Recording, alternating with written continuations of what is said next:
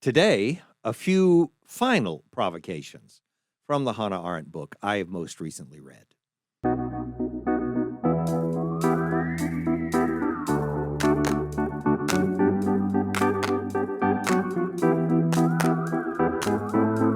Welcome to Coffee with Creamer, where you get to sit down with our host, Dr. Barry Creamer, for a conversation about faith, life, and culture. We'll look at old ideas through a new lens, turn those culture wars on their head, and paint a picture of the way things could be. If you like your thinking deep and your coffee hot, pull up a chair. You're in the right place.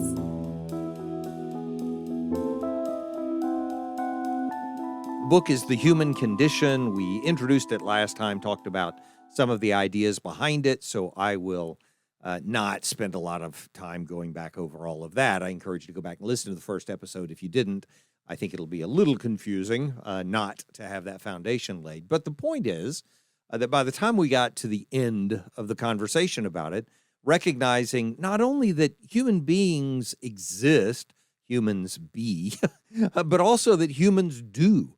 And the being and doing are all tied together. Part of that was just laying the foundation for understanding why it's so important that our understanding of what we do can be so significant. Because, I mean, at the end of the day, as a believer, a follower of Christ, I'm wanting to give my life back to God. And I want to be before Him the thing that He wanted me to be when He created me.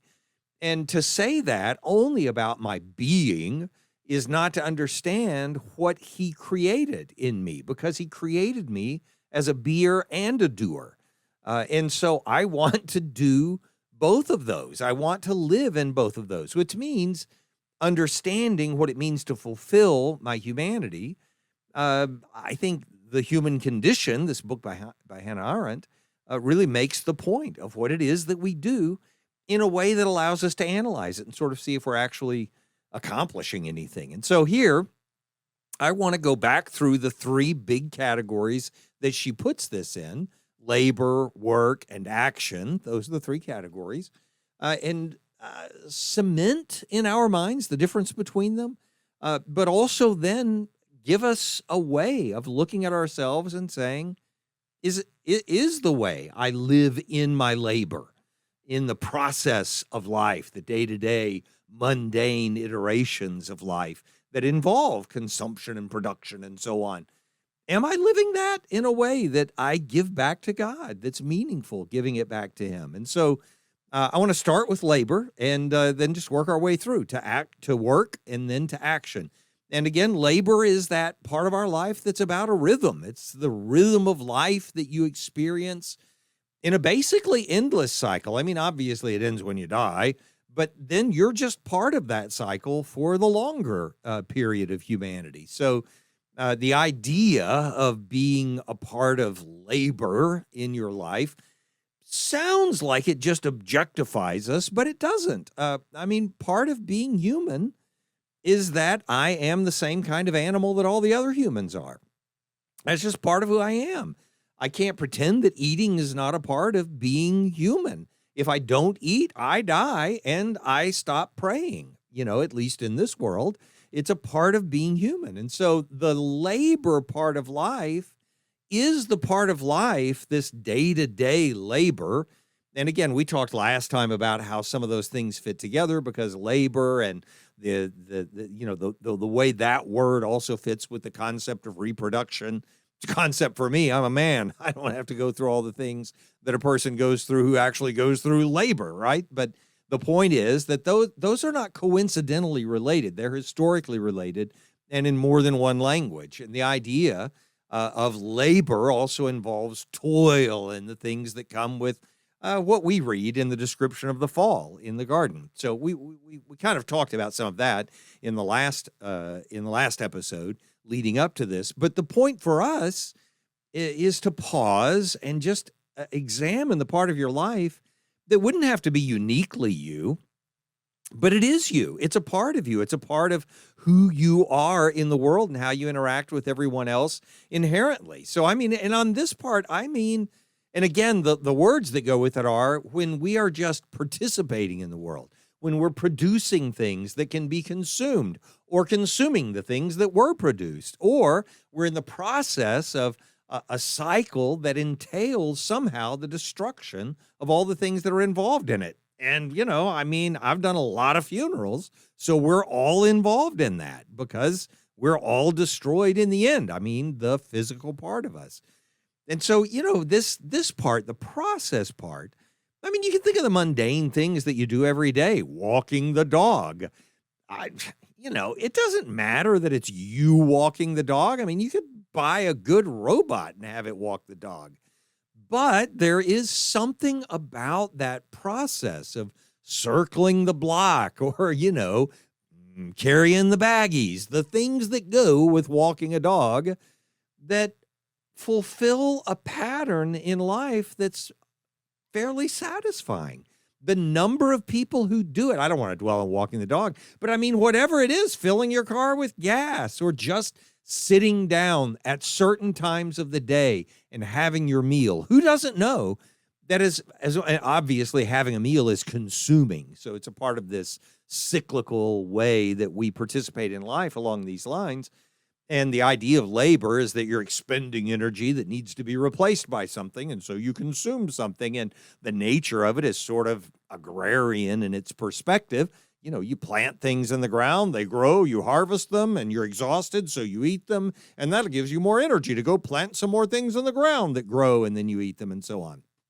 That type of process or cycle, it doesn't end. You don't have a harvest and say, oh, okay, we're done being farmers. You're not finished. You don't have a product that's concluded. You make something that is then consumed and is a part of the cycle of starting it all over again and doing it again. And that is a part of what our daily life cycle is like. I mean, you get up in the morning and you have a meal and you use some energy, and then you need another meal and use some more energy and you need another meal, and you've accomplished something and now you're exhausted and you need to go back to sleep. And so the pattern of life is just going on. You know what? You're not the only person who has that pattern in life. You know what I like to do? I like to sleep at night. That's not going to be a very interesting conversation. Everybody likes to sleep at night. I know there are some weirdos out there, but you get the idea. Have all of those patterns in life. They don't make you unique. They don't make you distinct. I mean, you might do it slightly differently than someone else, but get in the flow of traffic and you understand how much we're just part of the flow of humanity that's constantly going on. That's okay. I'm saying it with a little disgust in my voice, but I don't mean it at all. It's a really meaningful part of life. So I'll take myself. I've been preaching since I was 16 years old when I was called to ministry. I've been writing sermons and then delivering the sermon and then thinking about the consequences of the sermon as I start writing the next sermon and then delivering that sermon and then thinking about the consequences of that sermon. The Sunday sermon for me, and it's not always on Sundays, but for the pattern of so many years, decades, so much of the preaching was built around what I did on Sunday. Sunday morning in particular, that event has become a cyclical pattern in my life. And when I think about some of the people I've known, and you've known as well, and I mean famous people, W.A. Criswell, the man after whom the school that I'm the president of is named. W.A. Criswell was this way and preached into his very late years, well into his 80s. And even when he'd lost all the strength and vigor of life, if you put him behind a pulpit and said, preach, he was just like he was when he was 50 or 60 years old. I mean, he was going great guns and perfect clarity, and the words flowed meaningfully. And people talk about an experience with Billy Graham the same way, so feeble he could barely stand up, but they propped him up and stood him up behind a pulpit one day, and man, just out came the standard sermon that you would expect from a Billy Graham. That's part of the nature of developing this process of life. It doesn't matter what was going to be preached. If you put me behind a pulpit today and I don't have any time to prepare a sermon is still going to come out. I know how to speak for 35 minutes. That's a joke. I know how to preach for 45 minutes, and I'm going to preach for 45 minutes. And it's part of Anyway, that event for me, the sermon on Sunday morning, is partially what it is simply because of the cyclical pattern that's involved with it. It is, and by the way, it is for me a speech event. It's not the sermon as a work of art. It's not something I'm hoping, I want to publish that sermon and make sure everyone can read it. That's not what a sermon is to me. It is that experience that happens on Sunday morning when the congregation is listening and I'm delivering it, and I have goals, I have aspirations for the influence it will have, but it is that interaction with the congregation that makes that moment a part of what it is. It's why I focus much more on the speech event, and I'll talk about this in terms of a class later on when we're talking about works that we do, products that we actually make. In a way that fits that pattern as well. But the point is, it's just part of the workaday life. It's time to show up and do that speech thing that we do on Sunday morning. I don't mean by that it's not spiritual, that I don't pray about it, that it doesn't make a difference, that it's not prophetic, that it's not hugely and eternally important. I don't mean any of that. But I do mean there's a part of it that's the pattern of my life. And getting in the car and driving somewhere is the same way. For the congregant, by the way, and I'm not a congregant very often, where I just go sit in church and get to see what happens when you're a church member, but I do get to occasionally, now that I don't pastor, I do interims and things like that. I know what it is to be the congregant. And, I remember a long time ago hearing people talk about, and this was a day when more people, a higher percentage of people in every community went to church. And a part of the flow, the pattern that was built in those communities was that on Sunday morning, you saw people get their car out and the whole family go and get in the car and drive to church on Sunday. And it didn't matter which church they were going to, and you don't know what kind of sermon they heard, and you don't know what their doctrine was, but everybody knew that everybody was going to church on Sunday morning, and all the restaurants were going to be full after church on Sunday morning, and all the families were going to have their ties on and their bonnets and their flowers and their lapels, and all that stuff was a part of the pattern of life. And it helps establish who we are as a people and a community and as individuals who fit into that process when we understand it that way. So I'm just trying to paint the picture of what this idea of labor is about. If you think of it in the technical, I don't mean technical, but in the economic way that we think about labor, it is the person with a job that's putting widgets together, So, I got to put this sprocket in that hole and put A through B and slide them together and then lubricate it and then start the machine. Go, okay, now I've done that. Okay, now I got to do it again. All right, let's get the screw in. Let's get the, the nut and put the washer on, and then okay, now I've done it again. Now I got to do it another time. The idea of an assembly line, the idea of a person simply doing a repetitive task over and over, that's the idea of labor in this context. But it applies to all the things we do in life that are just a part of a routine, a regular practice. And again, I'm not criticizing it, and I'm not objectifying us. I'm not making us less than human by acknowledging that we are fully human, and that a part of being fully human is having a pattern of repetition and constancy that makes your life, and I'll use the word, but again, I don't mean it harshly, routine, that makes it something that follows a pattern, because you're designed that way. We have day after day and week after week. The cycles of the calendar are a part of telling us that we live our lives in this routine where we follow a pattern. The fact that you have to eat a meal and eat another meal and eat another meal makes the same point.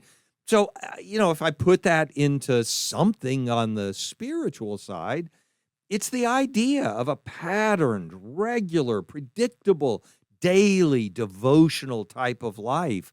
The spiritual disciplines are often built around, a big part of the spiritual disciplines are built around regularity. And so, obviously, the content of something is important. What you read in a chapter of Scripture when you're doing your daily Bible reading is important, but it's more than that. It's the routine of a process that entails giving the rest of what we'll do that day to the purpose of God. That's just as important as the actual thing that you learned from reading the text that day. You get the picture I'm painting, right? So you read a specific passage and you learn something specific. Don't be angry today. Be slow to speak, that kind of thing. Okay, I'm going to try to apply that today. But an equally important part of what happened in that moment is that when you got out of bed, you said to yourself, I need to figure out what God wants me to do today.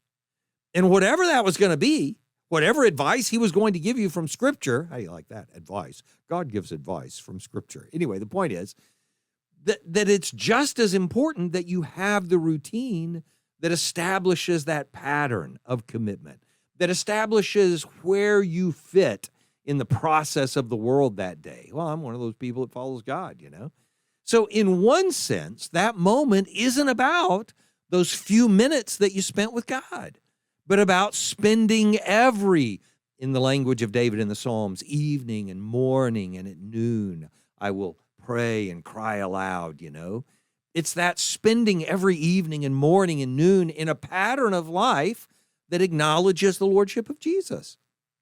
And, I think before, criticizing the repetitive ingredients that are in our Christian lives, which a lot of us do, well, you're just doing a routine. You're just stuck in a pattern. You're not even thinking through what you're doing. We might consider the value of that process of submission and our role in that process. When you go to church, singing the same hymns, saying the same prayers, hearing the same passages at church, you might want to beat somebody over the head and I'm tired of hearing that song and I'm tired of that repetition.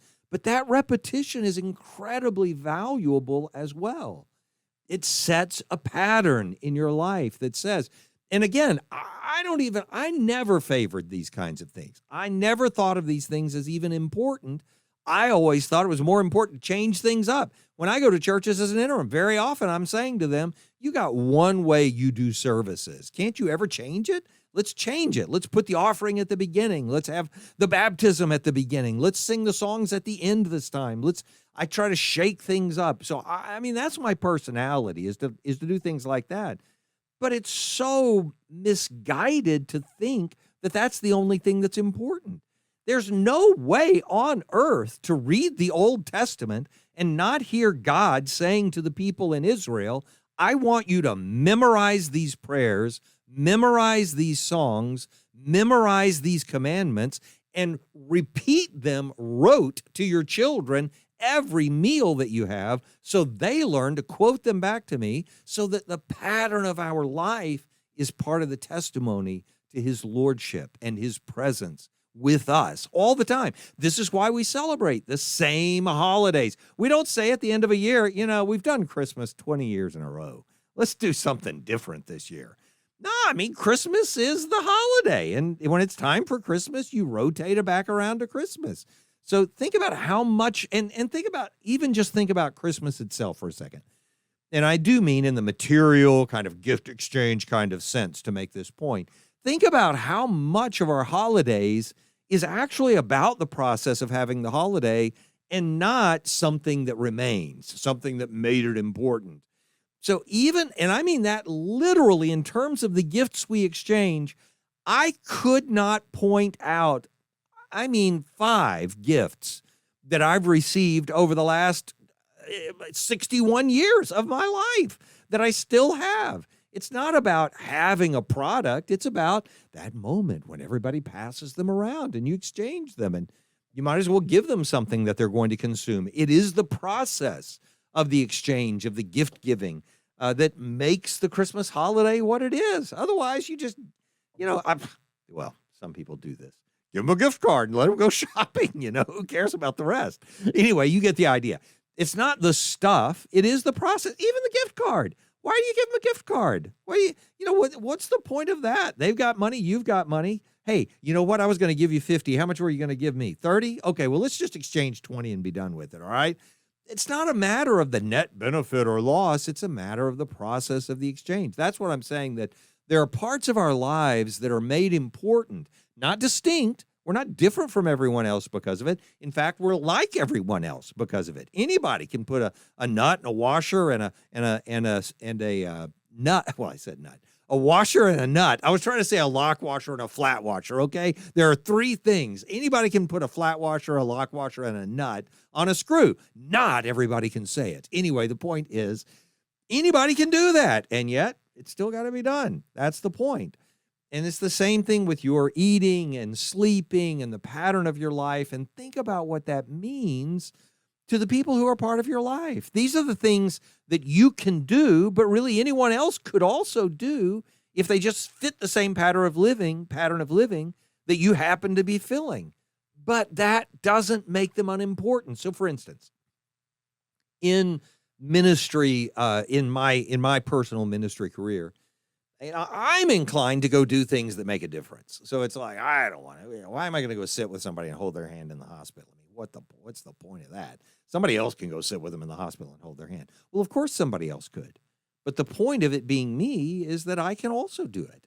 I can do it just like someone else. And I can be there saying to someone, not, I can solve your problem, not, I can make you feel better, but you're not alone. I'm with you. You're not alone doesn't require me to have a degree. It doesn't require me to have a title. I don't have to have been ordained. And yet I can sit there just like anybody else could have and be exactly who I need to be in that place simply by being present. We talked about the ministry of presence. I've had that conversation in other episodes, so I won't go through it again. But, in the same way, think about how much kids need a predictable, stable, daily life.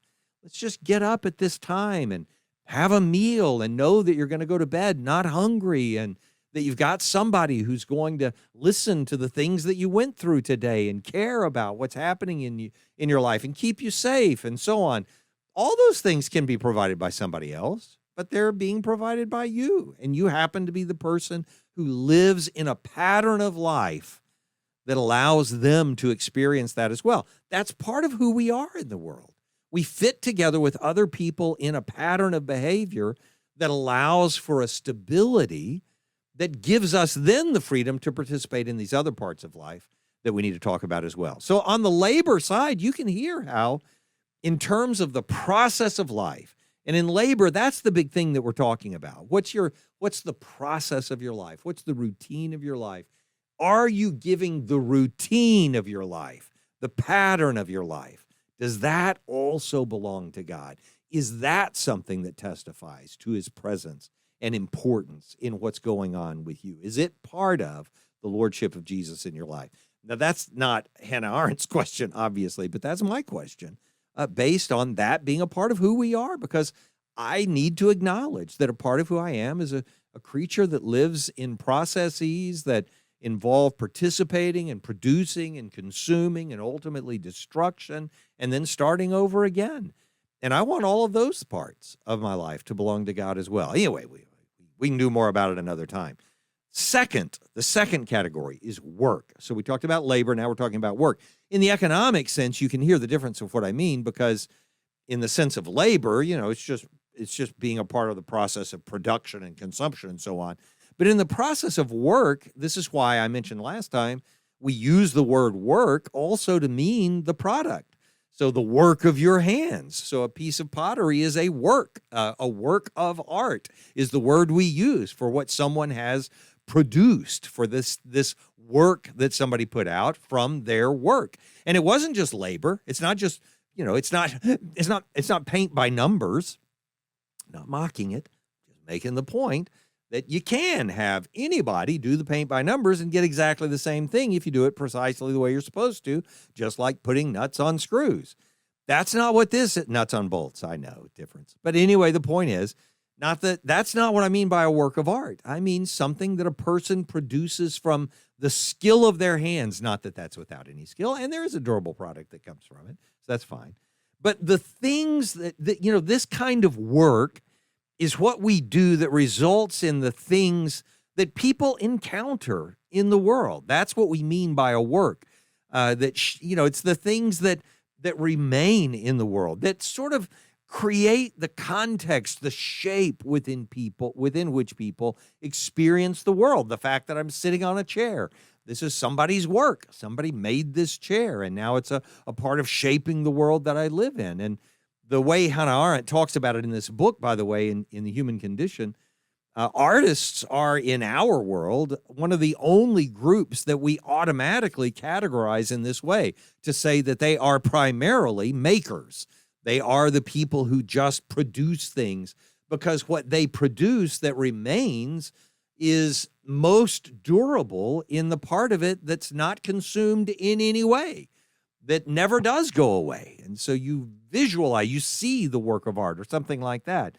But it's makers in general, people who are making stuff, and it's not, again, not stuff that's consumed, but of course everything's destroyed in the end because we're in a transient world.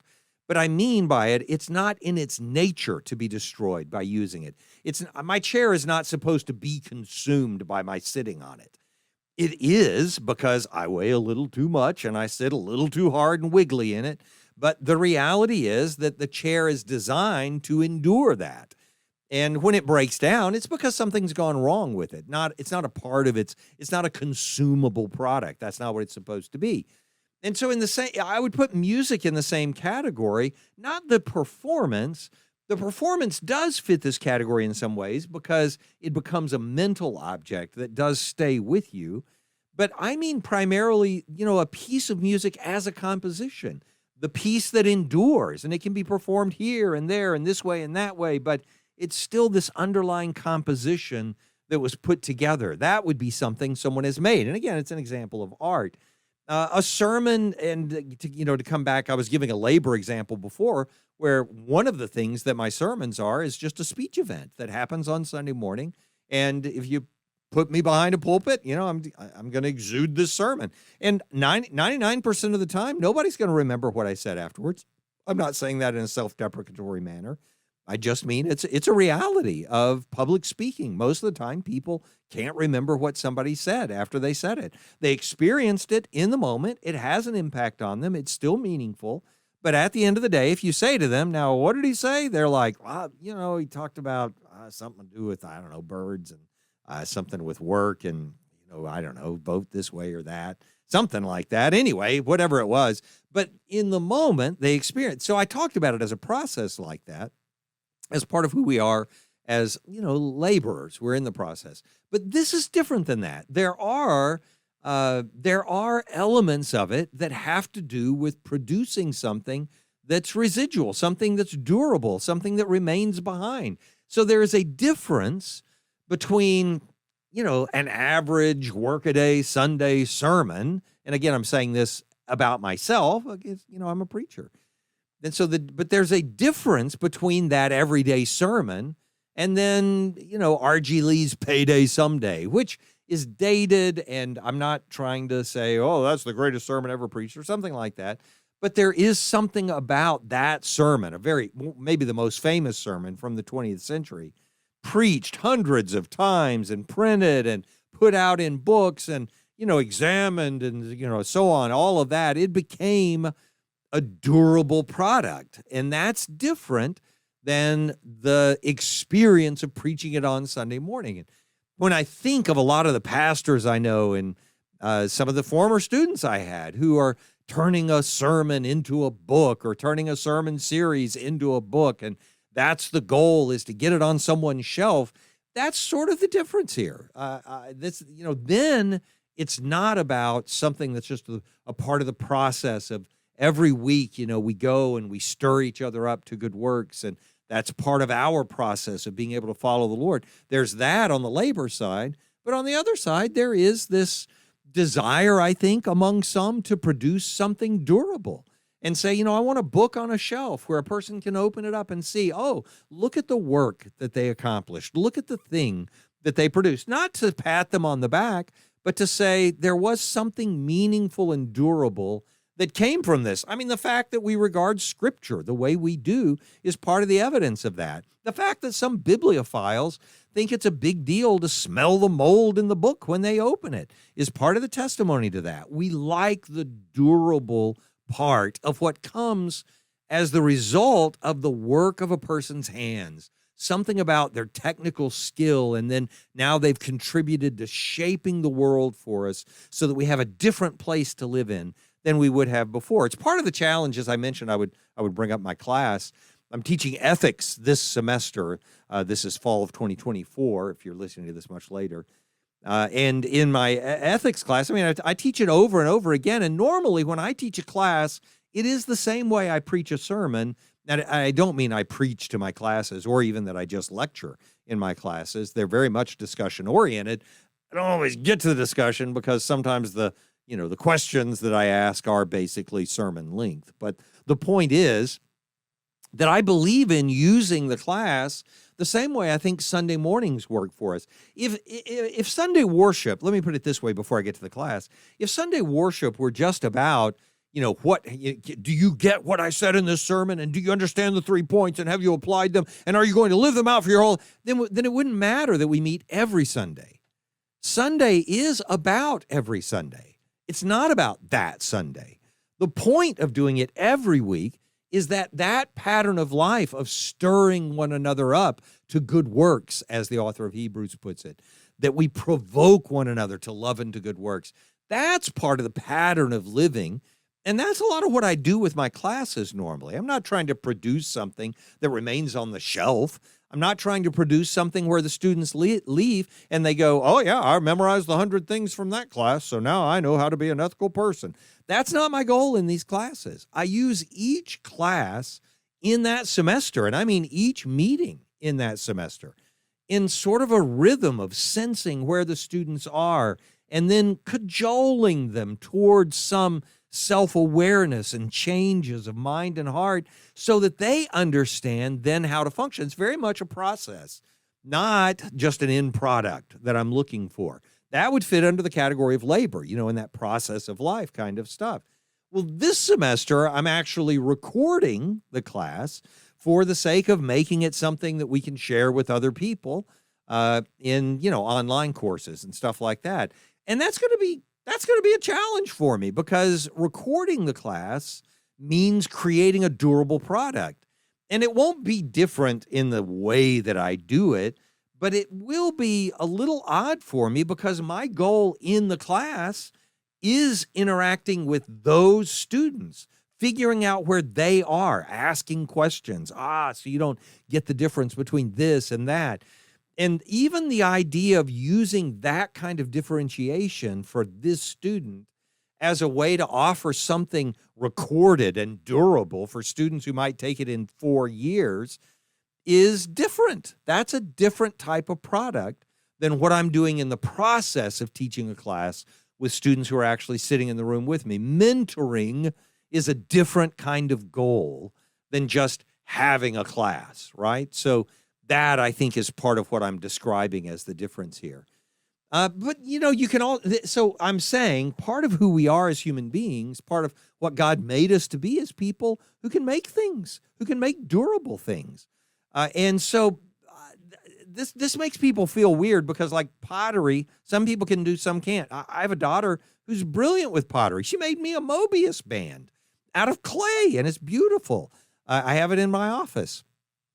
We should take a picture and put it on the website. Anyway, the point is, she's talented at that. So she's making products, selling the product that sits on a person's shelf or it's used for this or that in their daily life, but they don't use it and throw it away. They use it and then they put it on the shelf and they wash it, or they wash it and then they put it on the shelf and then they use it again and so on. That durable product is part of having shaped the world with her hands. There's more than just those concrete types of products.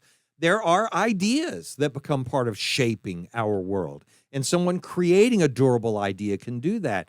I think there's a way of thinking of this also in terms of being part of a discipline. So providing, when you become part of a skill set, you become a professional, for instance, a doctor or a dentist or a plumber or a lawyer or whatever it is that you go into in your discipline. When you become a part of that and you learn that durable skill and you do more with it than just produce something so that you can consume something, but you actually maintain the quality and meaningfulness of that discipline itself. Hey, this is our heritage. This is our background. This is what we pass down from one person to the next in our generations of maintaining this discipline. when you're providing continuity for a durable skill like that. And that's what happens with counseling or math or engineering. When you learn it, you become a person who not only uses it, you consume it, you share it with other people in your use of it, but you become a person where that resides and it becomes part of the potential within you to be able to share that with the next generation of people who are able to do it. It's all the things where you would say it's caught, not taught, the things that come from an experience where you have to be mentored or discipled by somebody in doing it. And so you could think of this as the profession or skilled part of what you do. And it's made as important by the fact that you received it as that you will bestow it on someone who's following you. And it's more than just, again, teaching a consumable, I do a consumable lecture, but, mentoring, discipling, it's a durable gift. It's a bestowment. It's, I think, part of what's going on in the imagery of laying on of hands in an ordination service. When you say to someone, I've received this, and now we've seen that you've received it, and we're going to demonstrate that this invisible but meaningful object of reality is being passed from one person to another. And by the way, it's also more than that. It's not, because even that could be just pictured as a part of the process. Human beings are consumed in the process of maintaining plumbing skills in the world. It's not just that, and I'm not mocking plumbing skills. I have the greatest respect for people who have that skill. But it's not just that. It's also the personalization that you can bring to that skill, that you make things unique in the way you do them. It's why we would think of a signature on something like this. So all of that has to do with that part of us that's making things and putting them into the world. Well, I meant to spend most of my time on this third category, so I'll be sort of brief with it, but we can cover it and finish. And it's the category of action. So do we give that back to God? So, on the first two, I'm saying, is the process of your life a testimony to giving your life back to God? Does your daily routine testify to the lordship of Jesus? Secondly, are the things you're producing a part of what you're giving back to God? The things that you do that contribute to the durable shape of the world that everyone else lives in, the products you make, the things that you make that influence what other people have to interact with in the world, are those things a part of the testimony that your life belongs to God? And then finally, action. And again, by action, it's more than just, labor and work. This is us interacting with other people in speech, in word, and deed. We'll use that category, that way of saying it. And if I were to put it in the language of Kierkegaard or Richard Rorty even, and those are on the far ends of the spectrum of sort of existential thought, Rorty more postmodern type thought. But the point is that it would be doing more than just being a part of the herd. And again, I'm not even saying being a part of the herd insultingly today, because you're part of the herd because you're part of the process of life. We're part of the herd because we eat bread, right? I mean, it's just the nature of life. But this is not that part of us. And this is not just the part that converts something into a durable product. This is the part of us that interacts with other human beings in a way that disrupts the way things were going to be without us, so that we actually contribute to humanity by being different than the rest of humanity. Not obtuse, not obstinate, not seeking some way to have purple hair instead of brown hair. I don't care if you have purple hair or brown hair. Happy with both. My point is, that's not what I mean by the difference. I mean, it's you being uniquely you in your interaction with other people. It's the unique things that you bring to pass by you, specifically you, participating in a conversation, speaking an opinion. Everybody's got a plan and it's going this way, and you interrupt it. Not because you're trying to be disruptive. Maybe you are, maybe you're not. But just because you participate, and it changes the way that plan is going to flow. It's you entertaining a guest. Someone shows up and you say, oh, let's talk. Tell me your story. Let me tell you my story. You change their life because now they know your story, or they know you know their story. Every part of that you just share an idea, you entertain an idea. with another person. That's part of you uniquely contributing to the fabric that humanity has in this world, but to the thing that makes it more than a fabric, that gives it tears and character and personality, wornness, like genes, it's that kind of thing. That is, allow the person that God made you to shape the humanity that God made us. That's the point. He didn't just make you a part of the mass.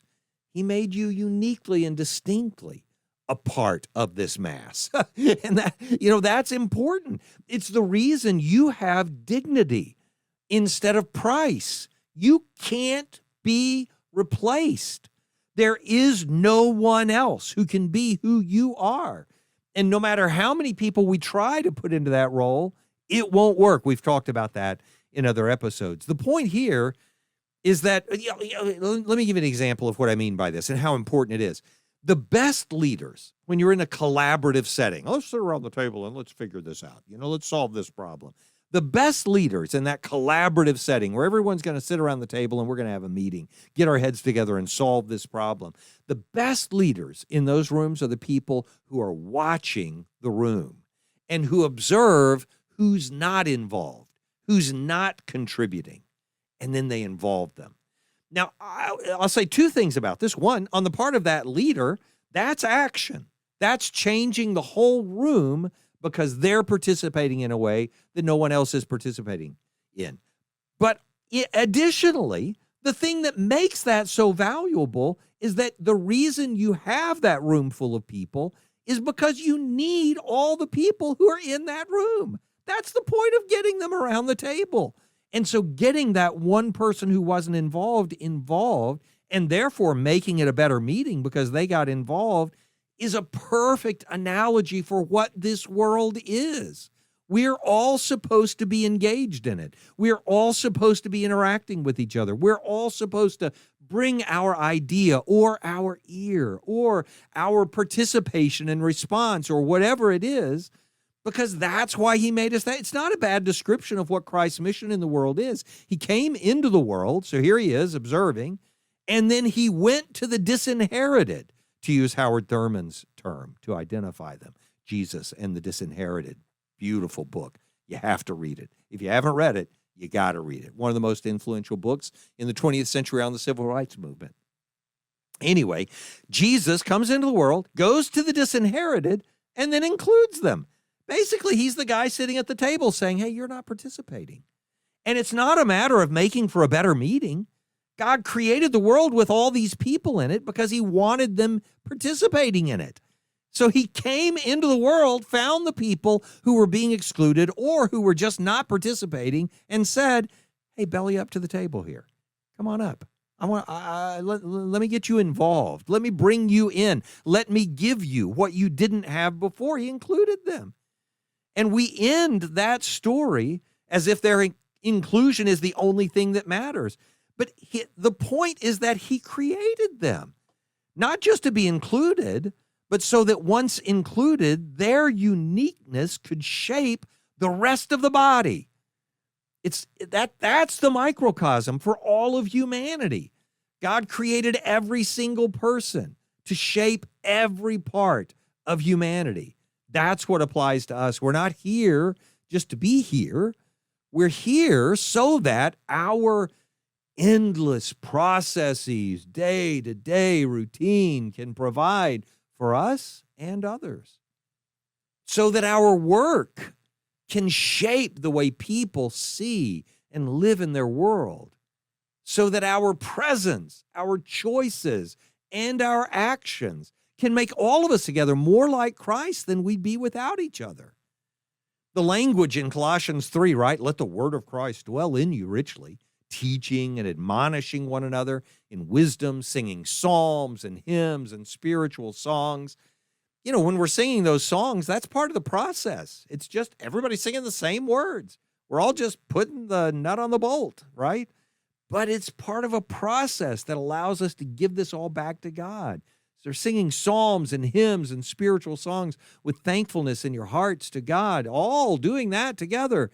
But then it's whatever you do in word or deed, our actions, Do everything in the name of the Lord Jesus, giving thanks to God the Father through him. That's what I want these analytic tools, these facets of our existence to give us the ability to do, to look at our labor and the process involved with that, our work and the products that are involved with that, our action, the deeds and words involved with that, as one way to examine your own life for what God is or may want to be doing with you.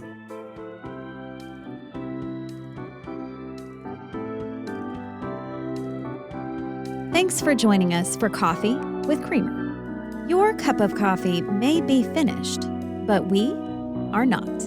Come back next week for a refill as we sit down to examine a new set of ideas and cultural issues. Don't miss an episode. Subscribe wherever you get your podcasts or visit our website at barrycreamer.com. Until next time, keep your mug hot and your mind sharp.